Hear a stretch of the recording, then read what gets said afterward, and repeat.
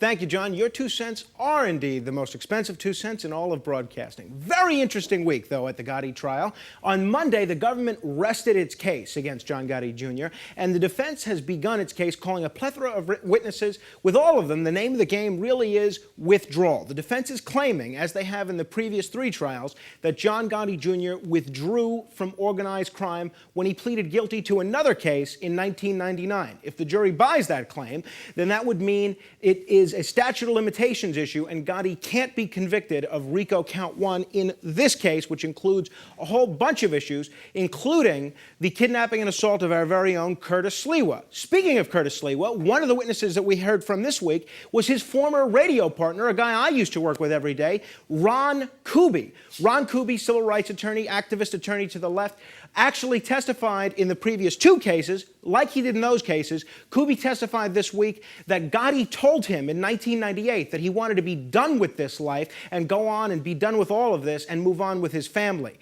That seems to bolster the defense's claim about withdrawal.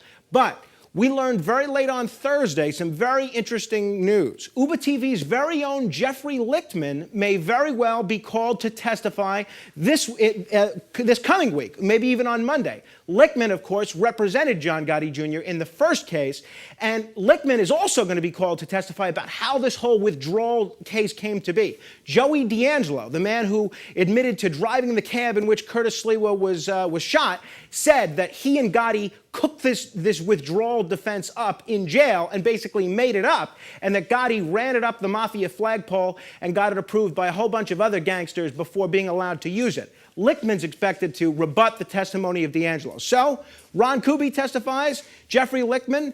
So it's been a very interesting week at the Gotti trial. The defense's case should wrap up next week, and then it'll be up to the jury to deliver a verdict. In front of State Supreme Court in Lower Manhattan, I'm Frank Morano for UberTV.com. Back to you, John.